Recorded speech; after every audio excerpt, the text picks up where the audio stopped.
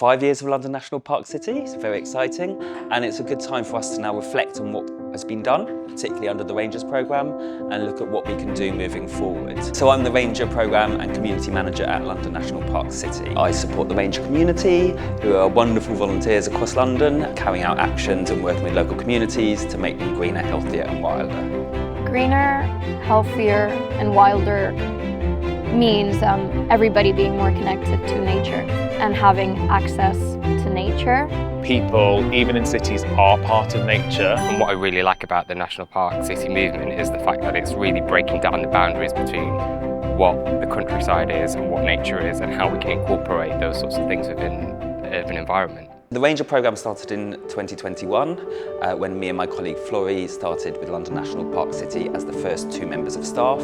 With the support of Timberland over the last year, we've selected 50 plus rangers that are now working to initiate London National Park City projects all over the capital.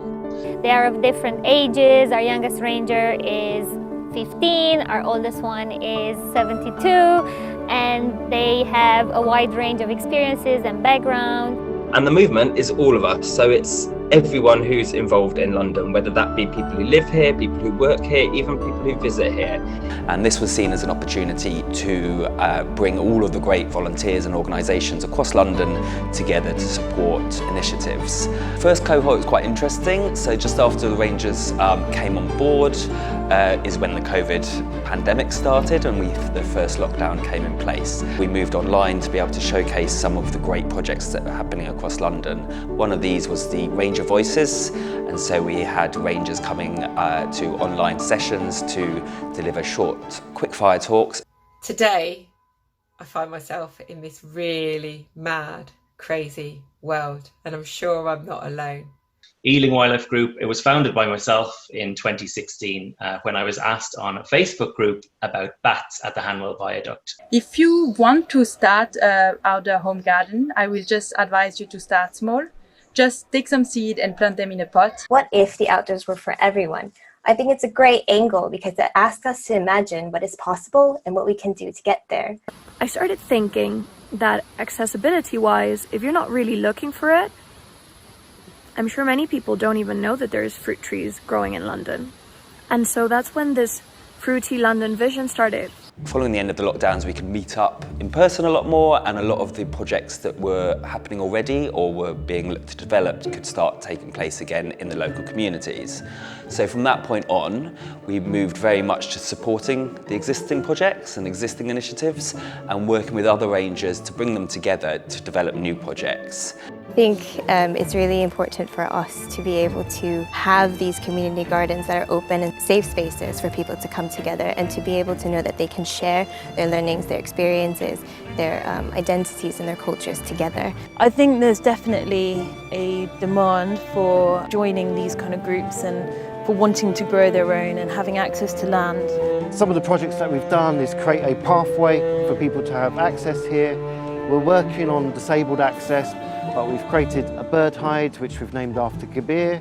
We've put the wildlife pond in.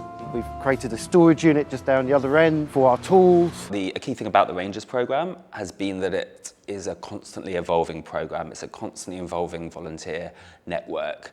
The aim has never been for us to be prescriptive. Really, this role is very diverse and you can develop it in whatever shape and form it works for you. It's very much about how people want to be involved and in what way we can support them. From our perspective, the Rangers are an absolute essential, critical part of the movement, and we're delighted to see it growing. For me, it's been the main fascinating thing is the real diversity of projects that take place through the Rangers programme. And what I love about the Rangers project, and particularly the London National Park City ethos of a greener, healthier and wilder London, is it encompasses so many different areas. So not only are we looking at green spaces and nature and biodiversity, but we're looking at the grey spaces and how we can improve them for nature. Over the next couple of months, we're featuring Ranger stories on our website and on the blog, and this is stories from Rangers themselves, their experiences, how they got to be involved and what they've managed to get out of the programme. So it's a really useful resource for prospective new rangers to get an idea of some of the experiences that rangers have gone through and to see some of the ideas of projects that they might want to get involved in. The most important thing about National Park City is it's about people in it, and about the people who are working for nature, defending nature, connecting with other people around the city, connecting with other groups, forming resilient organisations that allow us to sort of really combat climate change and biodiversity loss. No voice is too small. That's what I always say to people. Come out your house, get involved, come and enjoy, because life's too short really and truly.